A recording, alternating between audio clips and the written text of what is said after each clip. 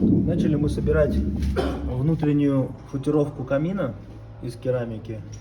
И оказалось, что не хватает некоторых запчастей. Собрать ее не можем, хотели растопить, попробовать. Камин был куплен с выставочного стенда, и, скорее всего, где-то их потеряли просто, когда разбирали. Без этих не можем собрать, без запасных частей, затопить не можем. Вот так все готово у нас, камин подключен. Вот.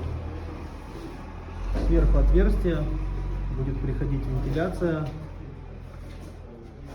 приток воздуха, и будет стоять красивая решетка вентиляционная уже непосредственно в коробе камина.